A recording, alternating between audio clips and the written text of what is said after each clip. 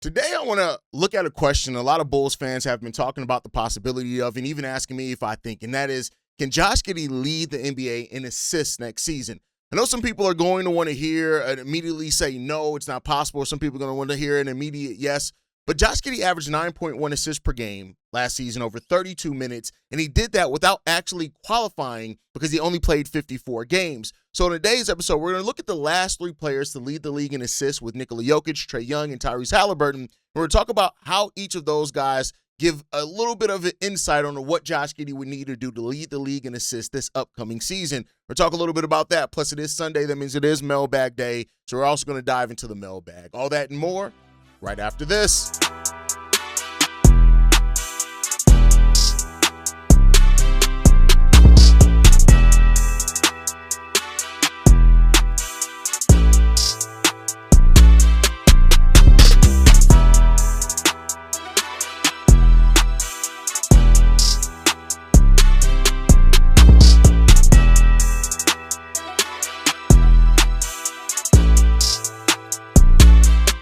What's going on, Bulls fans? Welcome to another episode of Chicago Bulls Central, your number one spot for everything Chicago Bulls related. I'm the host there, Haize, but more importantly, you guys can follow the channel at Bulls Central Pod on every social media platform we happen to be on. With that said, let's go and get into this content for today, y'all. So the question that we're answering overall, can Josh Giddey actually lead the NBA in assists? It's not really as crazy as it sounds. When you look at Josh Giddey's numbers, he just needs a little bit extra to get there and to be in that realm of possibility. He's going to have to play more than 54 games that he played last year because you don't qualify if you don't play, I think, at least 58 games. So he didn't even qualify for that. But on a raw per game average, he would have been behind only Jokić and Cade Cunningham. That's it. Those are only two players that he would have been behind as far as assists per game. So the real question isn't that does he have the talent to lead the NBA in assists. It's about pacing, the spacing on the team, finishing, and him being available, right? He doesn't need to become a different passer at all. We do need to become a more refined team, but I think when you look at Josh Giddey, if he can turn more of his passes into made shots, which is something that definitely limited him last year with the Bulls shot profile and the roster that we had and the shots that we were taking that just weren't getting hit, I do think Josh Giddey can get that, right? The assist title is something that Josh Giddey can get to, right? Jokić led the league with 10.7 assists. Trae Young led in his season when he was the leader in assists, man, with 11.6. And Tyrese Haliburton did it with 10.9 assists per game. So that puts the assist threshold that you're kind of looking at leading the league in assists between about 10.7 and 11.6. So let's just round it up, say between 11 and 12 assists per game. You can get between 11 and 12 assists per game, you can get there, right? So roughly he needs to add about 1.5 to 2 assists per game to get there. That's a substantial jump. I want to be clear. I think that's more substantial than what people think, right? But if the assist conversation starts at about 10.7, that is a number that Josh Giddey can get to, right? So I want to look at the last three assist leaders and how they got it, and what does that mean for Josh Giddey, either what he's going to have to do differently or he can kind of try to replicate from those guys, right? When you look at Jokić, what Jokić does as far as his scoring gravity plus the way that he's able to create for his other teammates, it just comes down to teams fear Jokić because of his scoring from everywhere on the court, whether he's inside, in the mid-range, or at the three-point line, right? And so what that does is that it helps create backdoor cuts, dribble handoffs, weak side layups, and open shooters. That's what that does. Now, we know that Josh Giddey does not have the Jokić level scoring, and I don't think you even want Josh Giddey to have the Jokić level scoring on a team built like this, but I do think that the things that Josh Giddey can take from Jokić is to say that creating scoring opportunities and passing windows through pace, his size that he has, positional size there is going to be really good. The rebounding, early offense, right? Getting out in transition, getting that early offense for the Bulls is also going to be key for this team. Rebounding, the post mismatches, and changing the angles. Again, manipulating the defense. It's one of the things that Josh Giddey does extremely well that I don't think he gets enough credit for, even with being a slower player that doesn't have like this deep dribble bag. He knows how to manipulate a defense, right? So while he doesn't bend defense in the same way that Jokić does, he does have his own kind of method of doing that you can still kind of get some of those things off of. And I think the Bulls roster, which we'll talk about in a minute, is really set up to do that for a few different players, right? What is the Trae Young year that he led the league in assists tells us? It means that volume can overcome turnovers. When you look at the turnover margin, right, for players that have won, but that have led the league in assists, is that Josh Giddey is more efficient than Trae Young. He's not as efficient as Nikola Jokić, right? He's slightly below that in the assist to turnover ratio. Jokic's assist to turnover ratio was 2.8. Josh Giddey's is 2.5, right? So you're not too far off over there. Tyrese Haliburton had one of the best and most efficient, what we'll talk about here in a second, but Trae Young's was 2.47. So it means that, with that, you're seeing that the better result, right? So you don't have to be extremely efficient. The turnovers are going to kind of be there.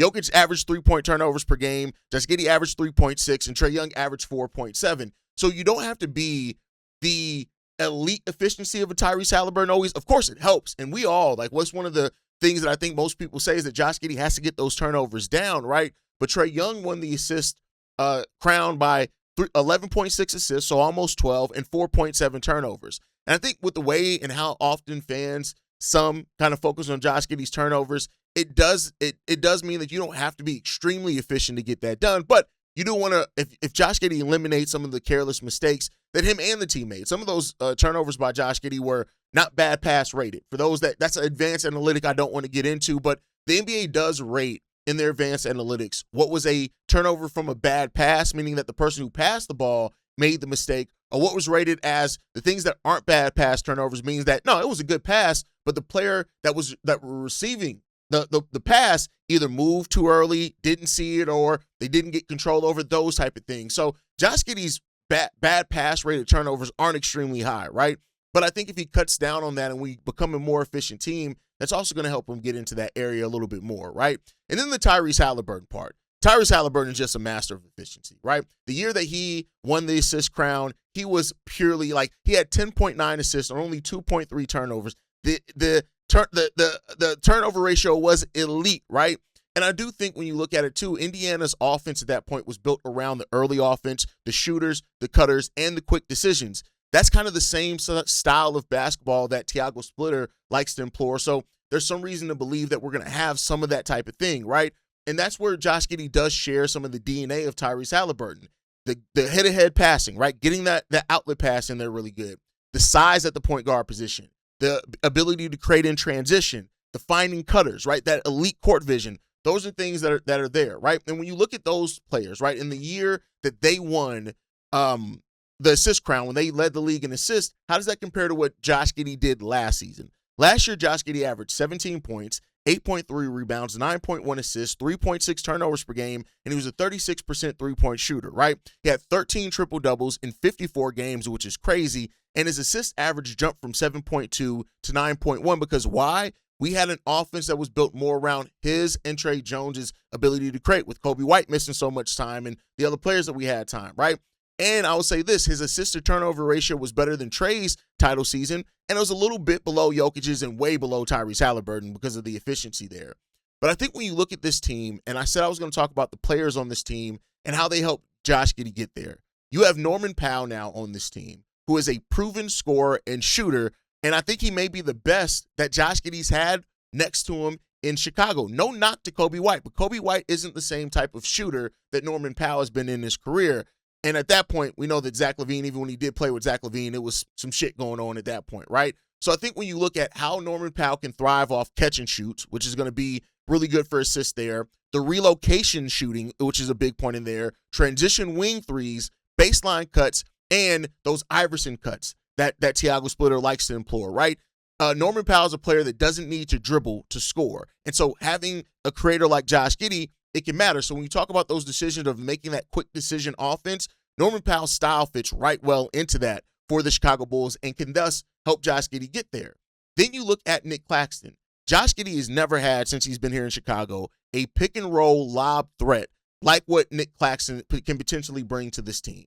Nick has an ability to sprint into screens, have hard rolls, and then catch lobs and also finish off dump-offs as well, right? Those are things that are going to create above-the-rim pressure, and that's something that we haven't had a lot here in Chicago. We'll get into how Caleb and Modest are going to help with that part hugely as well. And so, but I think that if you want to offer a counterpoint, Nikola Vucevic's shooting kind of did help with spacing a little bit more, but I think we're going to have more of that now functionally at the position we needed at with Norman Powell. And if, Caleb Wilson's three-point shooting isn't ahead of schedule like it looks like it may be, I think we'll be able to overcome that some. We've never had the verticality that Nick Claxton can offer. and how that helps Josh Giddey and what he maximizes well, I think that's going to be a big part to look at in the season to see how it all comes together. But then you get into Caleb Wilson, and Caleb Wilson's game is suited for Josh Giddey's play style, right? When you look at it this way, the easiest offense that's going to come for Caleb Wilson in his first year is the hit-aheads, the lobs, the cutting, transition finishes, offensive rebounds, right? This is going to be something that he gets there as well, baseline drives, and short roll creation. Those are all the things that Josh Giddey loves to play with. And Josh Giddey, in the way that he sees athletic forwards when their movement and stuff like that, it's going to be there. The fact that Caleb Wilson is not going to have to create everything for himself as a rookie, it opens up that floor, and that's how him and Josh Giddey can really help each other. Now, right now it's a theory, right? And I'll say that and admit that. We haven't seen it on the basketball court, but on paper, it looks like that fit is going to be really nice together, and therefore you'll be able to benefit off that. And then Modest Buzelis as a secondary scorer with Josh Giddey. We saw Josh Giddey and Modest Buzelis' chemistry really grow quite a bit last season. It grew quite a bit. And so when you look at that part of it, I think that now that Modest is probably going to be your secondary scorer right away, if not your number one option scorer, and we'll see what happens between Norman Powell, Josh Giddey, and like I said, it's just rare for a rookie like Caleb Wilson to come right in, no matter how it is, and he's going to lead you in scoring. But if that doesn't happen too, you have that part that you're going to look at. But the chemistry of Josh Giddey and Modest Buzelis is something that could benefit, right?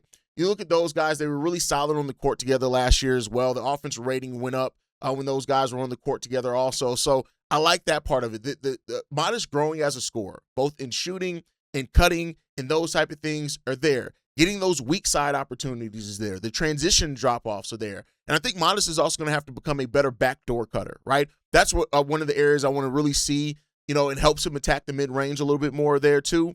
If Modest gets to the 18 to 20 point per game area, Josh Giddey's going to benefit from that because a lot of that creation is going to have to come from Josh Giddey as well. If Modest becomes more decisive, Josh Giddey's assist numbers are going to rise with Modest Buzelis as well, right? And then I think ultimately, too, you got to look at the system that we play. The system is going to really benefit from somebody who can on-ball create like Josh Giddey. Last season, the Bulls were second in pace, seventh in assists, ninth in rebounding, and 12th in scoring, which is crazy considering the season that you went like. And we averaged 28.5 assists per game. And if you watch those games for the Chicago Bulls, you know how inefficient our offense was at time, despite what those numbers tell you, right? And Tiago Splitter's job is to make the game easier. Better spacing, better early offense, right? The structured freedom, the system that, the name of the system Tiago likes to implore, more screening. We're going to set more screens. We're going to have more cutters. And hopefully we have fewer empty possessions than what we had last season under Billy Donovan as well, right? So I think when you look at what does Josh Giddey need to do to lead the league in assists next season? One, he needs to play at least 58 games even to qualify, but we hope that he's on the court for 70 games plus, right? And I do think he has to get to between roughly 11 to 12 assists, like 10.7, right? But I'm just rounding up to 11. You have to be around that area, right?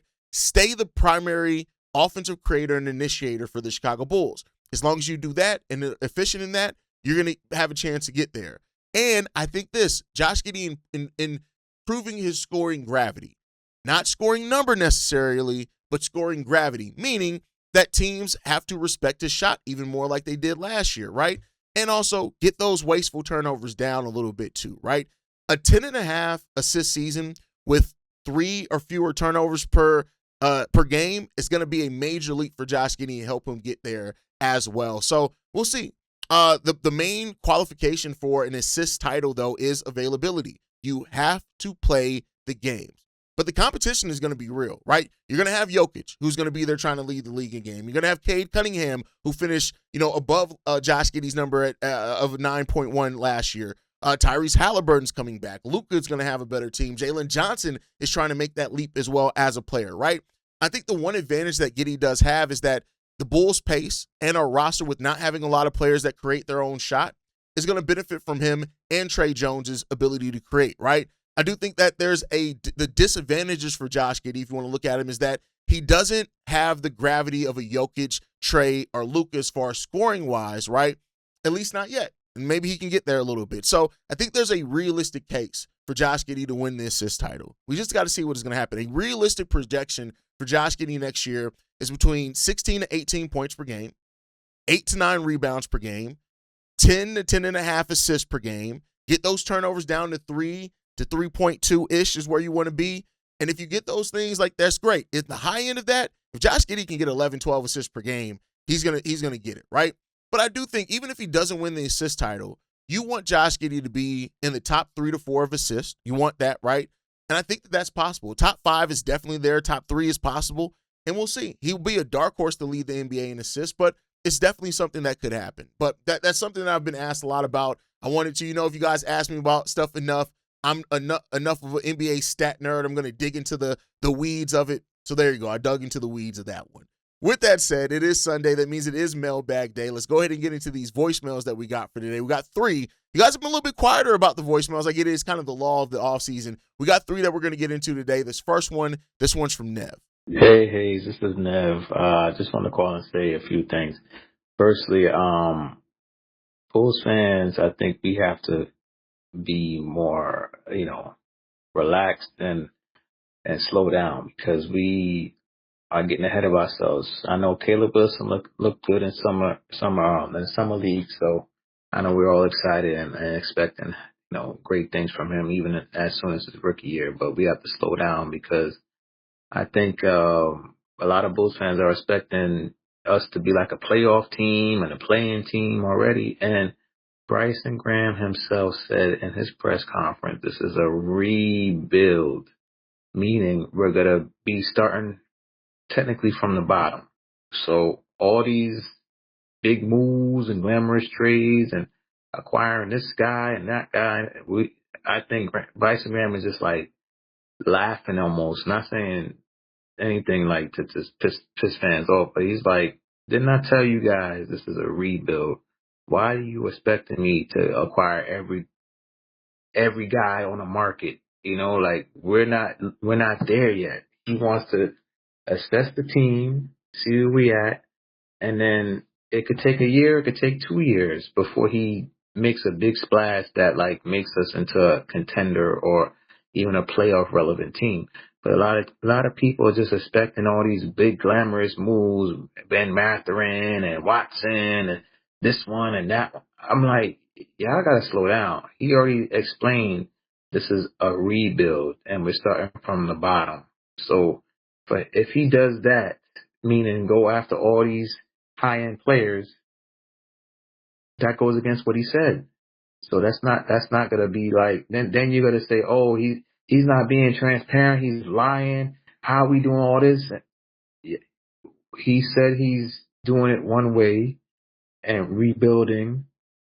I'm gonna hold him to that word, and we're gonna just go at that pace. Bulls fans need to chill out, relax.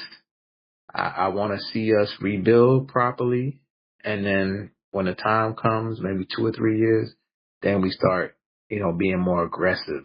But I just wanted to say that now. We got to chill out, all right? Go Bulls.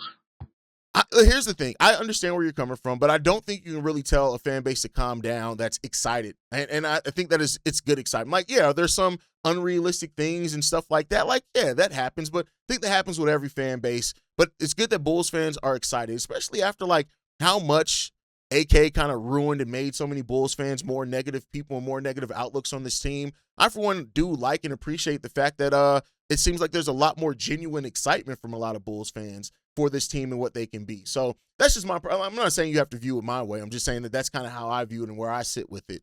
But I do think this. I think you're taking rebuild as to say that you don't make major moves.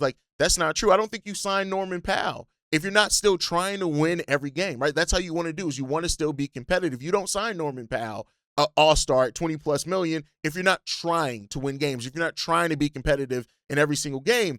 And so as far as player acquisition, I think, a guy like Ben Mathurin, you're saying that's not a glamorous move at all. Peyton Watson would be more expensive. I wouldn't even call that a glamorous move. A glamorous move is like you're trying to make a move for a star, right? Those are young players that fit the Bulls timeline, that fit the structure of what we're trying to build here.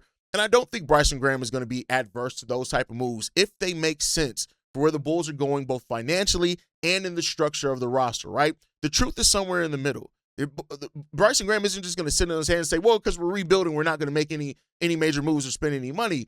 It's not that either. But it also doesn't mean that you're going to make the huge star level acquisitions. But that's not even what I think is being here. Right now, Jalen Duren talk there would be more of that type of thing. But I think getting guys like Ben Mathurin and Peyton Watson would just be adding young players that make sense to the direction that we're going and fit in this team.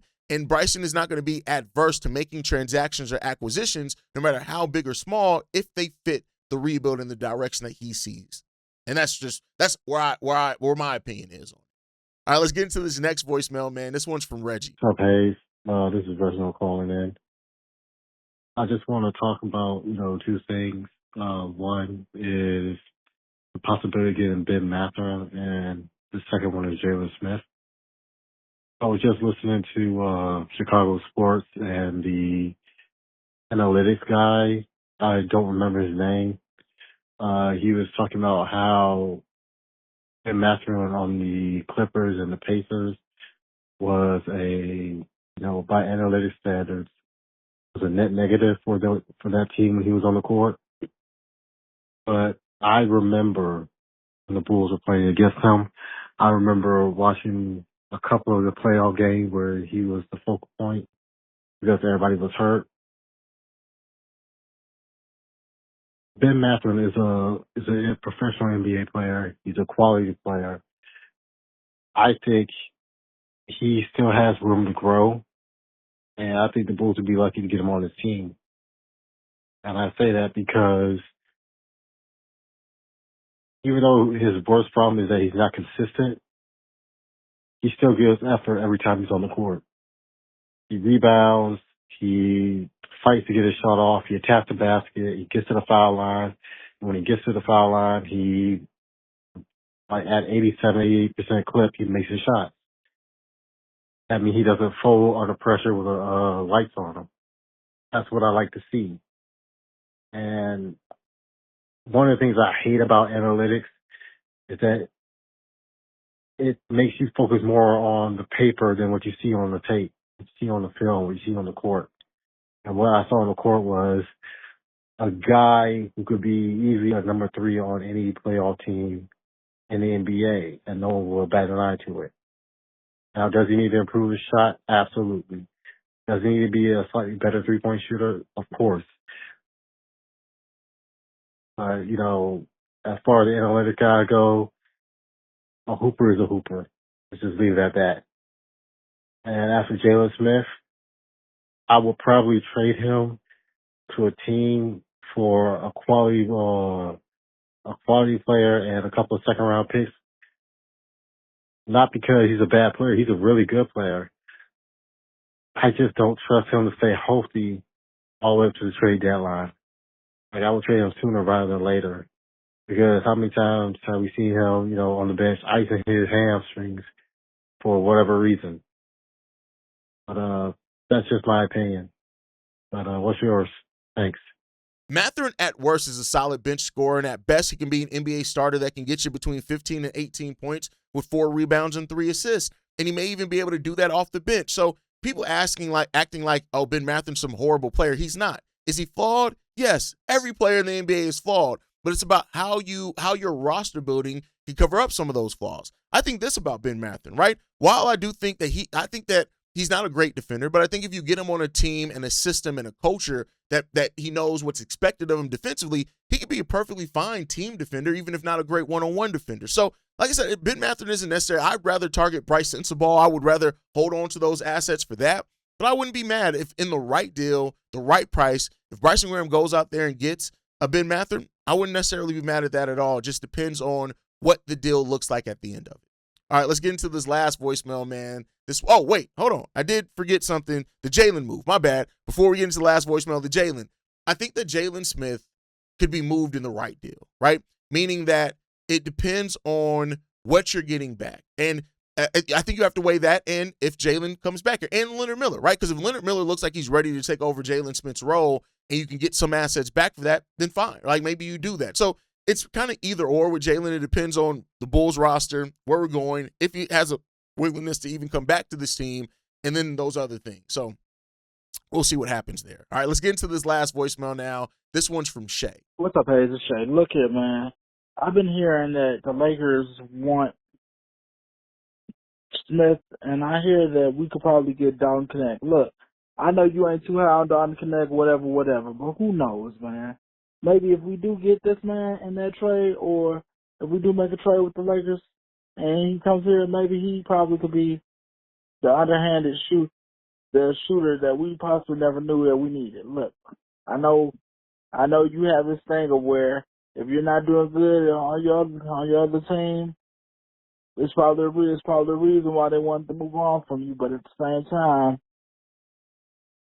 I also believe this: if that saying was true, Josh Giddey wouldn't be working out for us right now.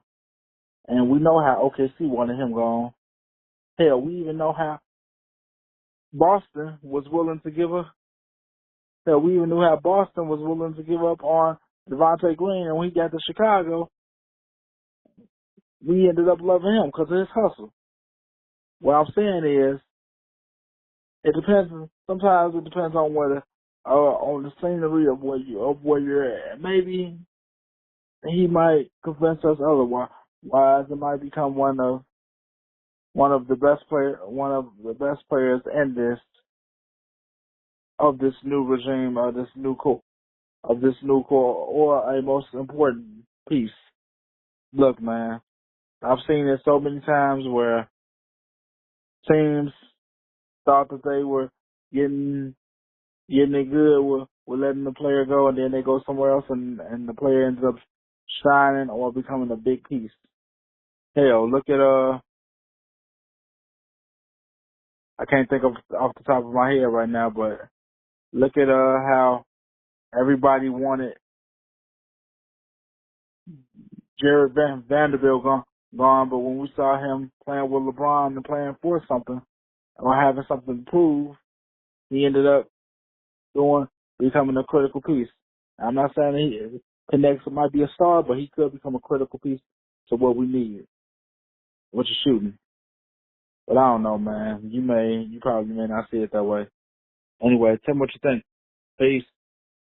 I'm good on a three-point shooter that hasn't looked good at three-point shooting. And, Shay, you got to stop the false equivalencies. You try to make the most broad-ass comparisons. Like, the difference is Josh Giddey actually had times of looking really good as a starter. He was on a playoff team where he actually had a role. Now, that role it wasn't the best fit because of having SGA and Jalen Williams, and he didn't get to play his primary position. That is not nearly comparative to Dalton Connect, who has gotten minutes and looked terrible, or who has not gotten on the court after looking terrible, right? It's not the same thing at all. The Thunder even said after the Josh Giddey failure in the playoffs that whole last series that, no, we wanted him here. We just wanted him to come off the bench. He wanted to start. We facilitated an opportunity for him to go and start.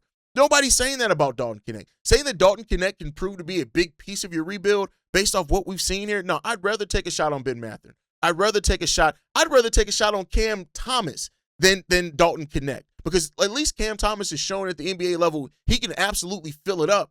A flawed player, but he can absolutely fill it up and shoot. Dalton Connect is just not a good basketball player right now.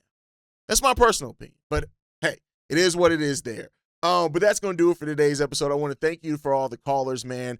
As always, thank you for all the support in the offseason. This has been a great offseason and a huge one for growth here. As you guys can see, I've added as well with the new camera angle and stuff like that. We're going to bring the goal by the end of 2026 for Chicago Bulls Central is to feel just like you're watching a TV level broadcast with the video quality, the production quality, everything. So, as we continue doing that, that's what we're going to do. We're going to be one of the best produced shows here on YouTube, and I want to thank you guys for that. Make sure you guys sound off in the comment section on all the topics. What do you think about Josh Giddey and the potential to lead the NBA in assists? What do you think about the voicemails? Make sure you guys like the video, subscribe to the channel, hit that notification bell so you never miss an episode or an upload. You can follow us at Bull Central Pod on every social media platform. You send us any feedback, questions, comments, concerns, bullcentralpod@gmail.com. And lastly, if you want to leave a text message and our voicemail for the mailbag, the number to do so, 773-270-2799. We're the #1 spot for everything Chicago Bulls related, but that is thanks to you, lovely and beautiful people. And like I like to end every episode on, go Bulls. Love you guys. See you right if you can, y'all. Peace. This has been a presentation of Breaks